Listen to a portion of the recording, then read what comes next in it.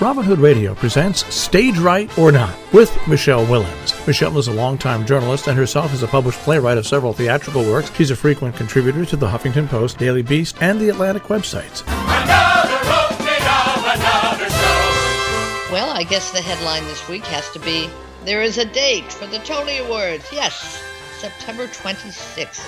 However, almost all of the 25 categories, including those for acting, writing, and directing, will be presented exclusively on the well-known, just kidding, the streaming service Paramount Plus.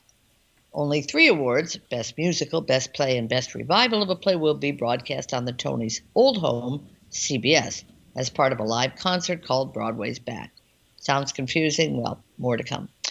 Next headline, we have a winner in the race for which show goes up on Broadway first, and that would be Hadestown, which happened to be the last show to win a Tony Award for Best Musical. It's planning to resume performances on September 2nd, nearly 2 weeks before any others have set their reopening dates. Tickets for that one go on sale June 11th. Now, as for all those others, 27 productions have now announced dates for the 2021-22 Broadway season. Among them is Girl from the North Country, a musical featuring the songs of Bob Dylan. It had opened just a week before the theater shut down. As you know, I was somewhat suspicious about this one, but yep, it will resume October 13th. It's a nice birthday gift for Dylan, who just turned 80 last week. As for what is going on now, first as in right now, the Roundabout Theater is offering one tonight, Monday, called Live from Central Park. Headlined by Tony Award winner James Krakowski, this will be streamed, as it happens, with virtual performances by Rachel Brosnahan, that's Mrs. Maisel, Whoopi Goldberg, Emma Stone, Blair Underwood, Vanessa Williams, and more. I am guessing and hoping this will go up after on the Roundabout site. Now, if you visit Broadway on Demand, you can grab a virtual seat for We Have to Hurry on June 5th, a pair of live readings starring Alfred Molina. This is a 2-character piece that seems to be picking up steam. Elliot Gould just did a similar reading of it in Florida, I know. So this could be the new love letters for the assisted living generation. Who knows? On a very different note, New York Theater Salon and the Rattlestick Playwrights Theater are presenting a free globe-spanning festival featuring works by immigrant artists and troupes based outside the United States. So if you're in an international mood, this is up June 1st through the 9th. You can find it on nytheatersalon.com. And for you Sex and the City fans, there is It Takes Two with Cynthia Nixon. That premieres this Wednesday, June 2nd, 7:30 Eastern Time. It's going to be up through June 16th. In this one, the actress and former gubernatorial candidate hosts an evening of stories about the power of pairs, including old rivalries, lives not lived, troubled partnerships, and one marital recommitment ceremony. The performances include real-life pair, husband and wife team Michael McKean and Annette O'Toole. They're my favorites. That sounds fun. Playwright Paula Vogel's Bard at the Gate series, which is dedicated to what she calls undersung plays, well, it's bringing back a reading of the 2007 Pulitzer Prize finalist Bull Rusher. I caught this one last year, and I'm glad it's returning, albeit briefly. Bull Rusher is about a black teenage clairvoyant, 1950s California, and the excellent cast includes Andre Holland and Corey Stoll. Now that's up June 3rd through 9th, and you can find it through mccarter.org. On a somewhat similar note, Work the Roots introduces audiences to Begin the Beguine, a quartet of Kathleen Collins' unproduced one-acts from 1984. Now, who is Kathleen Collins?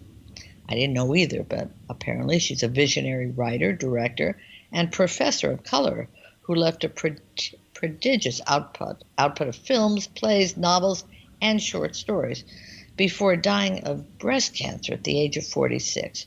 Now that one's up through most of June via performancespacenewyork.org.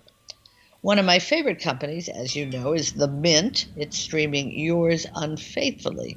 As always with The Mint, this unburied treasure is noteworthy both as a play and as a production. This one was taped in front of a live audience, so it's more satisfying than a deathly quiet, empty theater, or Zoom style, as we'd now say. The Mint often does British plays, of course. Now, here's one it would not do, but one you can stream this week only from the Old Vic in London. The play is called Touching the Void. It's about the arduous crawl of the British mountaineer Joe Simpson as he tried to return to his base camp after sustaining a terrible injury on an Andes peak. The production premiered in 2018, and again, you can find that through the bristololdvic.org. And this one is a ways off, but you might want to get in on it early. The Signature Theater is presenting The Watering Hole. It's an immersive experience conceived and created by playwright Lynn Nottage and director Miranda Heyman. This will run from June 22nd through July 25th. The Signature calls this an experience that will be collaborative, accessible, and safe.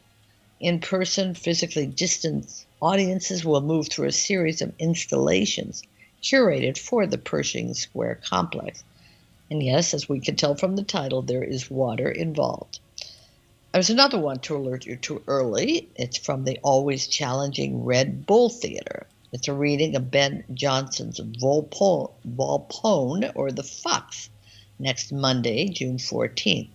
The cast is pretty remarkable. Andre de Shields in the title role, surrounded by great actors, including Hamish Linklater, Kristen Nielsen, and Mary Testa. I'll talk more about that next week.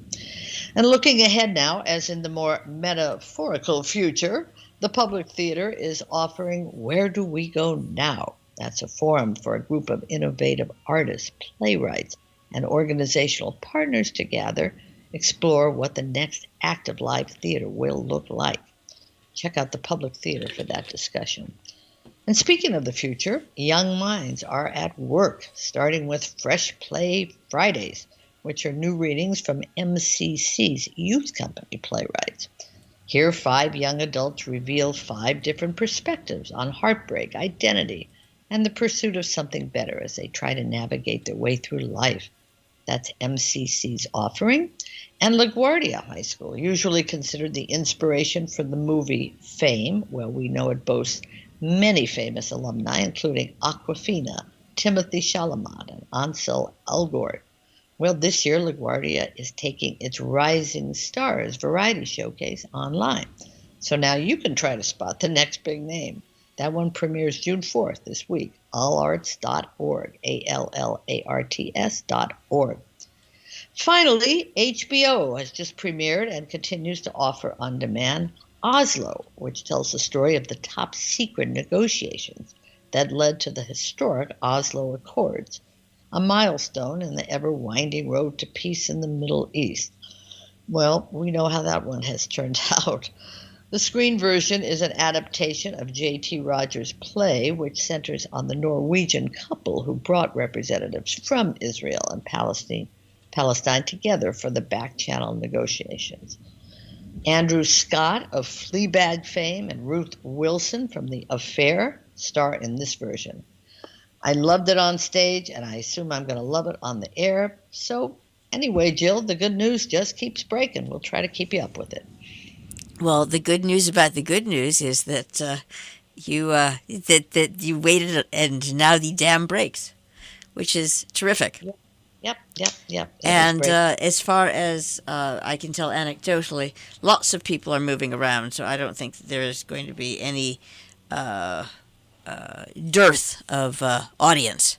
So good to hear that. Yeah, I meant to call the producer of Hadestown. I will this week, as I have written about her, to find out. People keep asking, are the Broadway theaters going to be completely full, or are they going to still have some of the rules? You know, I know you have to be. They may make you be vaccinated to come in. You might have to do that like they're doing in England. I know Hamilton's going to be doing that. But I'm not sure if they're going to be completely open in September, or 3/4 or half or whatever. Maybe we'll find out as we move along. But yeah, people seem ready to go. Oh, and I will say, yeah, I'm sure it's a work in progress. Because I ran into somebody local a minute ago, and he said, "Oh yeah, you just like the the rules are shifted. Totally depends on where you are and what. So there's always that period of confusion after something massive like this, and it takes a while to get everybody. I don't want to say on the same page. It just takes a while for everybody to figure out what they're going to do. Yeah, how far we're willing to go, how far we're willing to undistance, so to speak. But there's a consistency issue.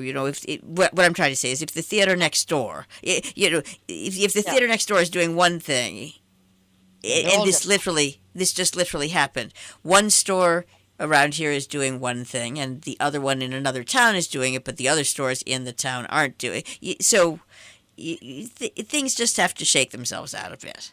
They do. As we always talk about, the sports world is the world to watch, in terms of theater. And certainly there were big events.